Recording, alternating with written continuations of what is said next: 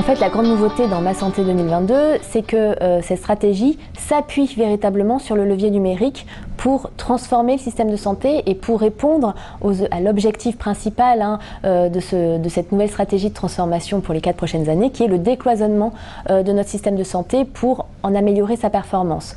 Le levier numérique est vraiment là pour porter également les 3 engagements qui sont déclinés dans cette stratégie, qui est remettre le patient au cœur de notre système de santé et améliorer la qualité de sa prise en charge.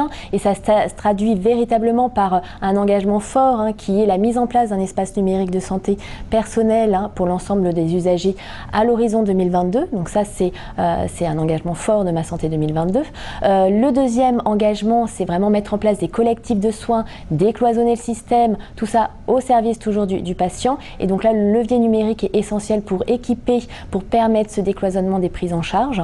Et enfin, le troisième engagement, mais qui est peut-être moins lié au numérique, c'est adapter les formations, les compétences à notre nouveau système de santé.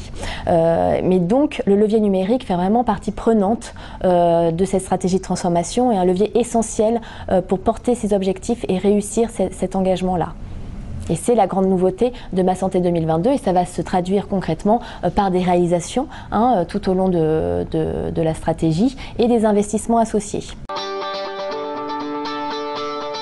Ces 2 nouveaux programmes s'inscrivent bien sûr dans Ma Santé 2022 et doivent répondre aux engagements qui font vraiment partie prenante de cette nouvelle stratégie sur les 4 prochaines années. Mais donc, on intègre de nouveaux enjeux, donc le décloisonnement des prises en charge et des nouveaux services numériques aux patients, notamment via le programme Open, et on va outiller les collectifs de soins via le programme e-parcours. Donc on va dire ça, c'est les grandes nouveautés. Par contre, ce qu'on souhaite aussi, c'est quand même capitaliser sur les efforts engagés et continuer sur les dynamiques déjà engagées sur les 4 dernières années.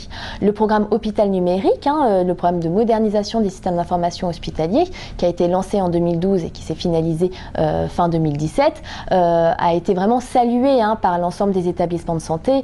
Il a permis véritablement d'engager une dynamique. Il a mis l'usage et la maturité des systèmes d'information hospitaliers au centre de nos objectifs et il est important maintenant de vraiment s'appuyer sur cette dynamique engagée et de poursuivre les efforts via le programme Open. Et donc Open va vraiment s'appuyer sur les mêmes principes, les fondamentaux qu'ont fait la réussite du programme Hôpital numérique. C'est donc un programme qui va concerner l'ensemble des établissements de santé, quelle que soit leur activité et leur statut. Il va également s'appuyer sur une déclinaison régionale, ça c'est important pour être au plus près des besoins de proximité des acteurs. Il y a également une cohérence forte avec les autres politiques, notamment en lien avec la qualité et la sécurité des soins, notamment la certification HAS. Donc on va continuer en fait une intégration forte entre ce qu'on exige dans le cadre du programme Open et ce qui sera exigé dans le cadre de la certification HAS. On va formaliser une feuille de route qui s'appuie sur un ensemble de leviers, la gouvernance, les compétences, le financement, l'amélioration de l'offre industrielle pour pouvoir accompagner cette modernisation. On a un levier financier toujours qui s'appuie sur un principe innovant qui est le financement à l'usage et donc on va continuer ce principe-là et donc vraiment on s'appuie sur les fondamentaux qu'ont fait la réussite du programme précédent et on intègre les nouvelles exigences pour les 4 prochaines années, échange et partage avec un appui sur les services socles qui sont le DMP, l'espace de confiance MS Santé, l'utilisation du répertoire opérationnel de ressources, donc il faut vraiment intégrer ces prérequis-là et on intègre de nouveaux domaines fonctionnels d'usage prioritaires qui sont l'échange et le partage vers les partenaires professionnels, la ville, les établissements médico-sociaux et les nouveaux services numériques vers les usagers et les patients, des prises de rendez-vous en ligne, la dématérialisation des consignes pré- et post-opératoires ou des services de préadmission. Et donc ça constitue le nouveau programme Open pour Hôpital numérique ouvert sur son environnement. Pour le programme e-parcours aussi, on s'appuie sur la dynamique et les expérimentations et leurs réussites qui ont été faites à travers le programme Territoire de soins numériques.